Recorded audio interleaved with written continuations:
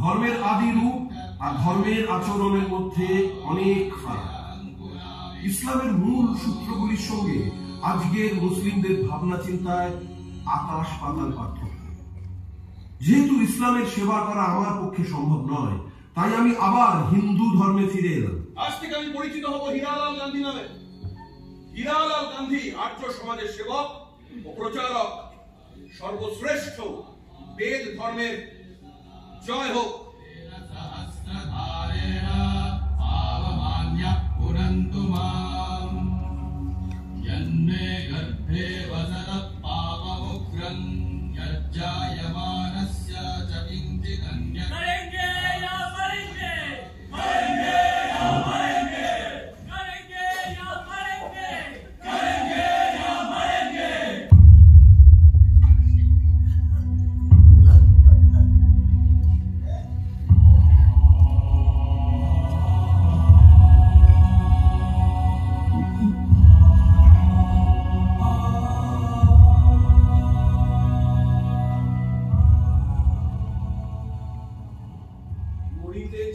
আমি সুন্দর ভুবনে মানবের মাঝে আমি বাঁচিবারে চাই।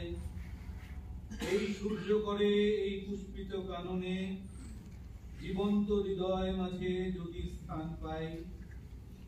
ধরায় প্রাণের খেলা চিরতরঙ্গিত, বিরহ মিলন কত হাসি অশ্রুময়। মানবের সুখে দুঃখে গাঁথিয়া সঙ্গীত যদি রচিতে পারি অমর আলয়। কি চমৎকার লেখেন না গুরুদেব। সত্যি তো শোক আছে, হতাশা আছে, মৃত্যু আছে, তবু বাঁচার আকাঙ্ক্ষাটুকু থেকেই যায়। এই আমাদের দেখুনটা, আমাদের গোলাপটা কত অল্প বয়সে চলে গেল। ওর কি যাবার বয়স আমার গোলাপ চলে গেল।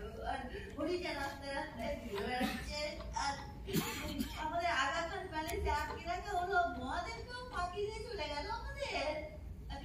আমরা ঠিকই বাঁচতে চাইছি, আবার ভাবছি আশ্রমে ফিরে যাব। আমার হরি আসবে, আমার হরিটা কোথায়? হরিকে নিয়ে আসুন না, হরি আসবে না। এই কথা না ভেবে তুমি এখন থাকতে পারো না। নিজের মনকে বোঝাও বস্তু। দেখো কখনো কখনো এমনটা তো ঘটে যে কটা প্রদীপ তুমি নদীতে ভাসালে তার মধ্যে একটা দুটো হয়তো ডুবেই গেল। আমাদেরও এটা ভবিতব্য বলে মেনে নিতে হবে। ভবিতব্য জানে, আমার ভবিটা এখনো নিজেকে ছেলেবেলার কাঁধে আটকে রেখেছে। ওর ভবিতব্য মানে না। ও সবসময় কি বলে জানেন, আমাকে রক্ষা করার ভার ও। রক্ষা কার হাত থেকে? আপনার হাত থেকেই হবে। বলছি যে উনি যদি ফিরে আসেন, ওকে তাড়িয়ে দেবেন না তো রাগ করে? হ্যাঁ বলুন না। না ওষুধ খাবো না, ওষুধ খাবো না। আমার বাঁচার দরকার, বাজে ওষুধ আমার বাঁচার দরকার নেই।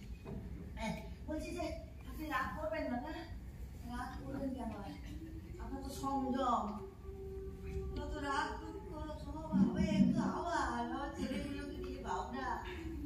আপনি তো রাগই করেন না। হ্যাঁ আপনি আগে রাগ করতেন তো? করতেন না বলুন? আমাকে কেউ হাত ধরে টেনে আশ্রমের বাইরে দূর করে ফেলে দিতেন, তখন রাগ করতেন তো? আমরা অবশ্য বেয়াদব ছিলাম, আপনার কাছে ক্ষমা চাওয়া হয়নি জানেন। আমি লেখাপড়া শিখতে চাইলে আপনি কত চেষ্টা করেছিলেন। আমি পড়েছি, আমি লুকিয়ে নুন চিনি খেতাম জানেন, কফি খেতাম। আমি আপনি কিছু বলেন আমার কি ভালোবাসেন আপনি। আমার খাদি বলতে ভাল লাগে না, কষ্ট করে। আমার হরিকে ভাল লাগে, আমার হরিকে এনে দিন না। আর হরিকে এনে দেবেন? তুমি অনেক বকেছো। হ্যাঁ বকেছি তো অনেক।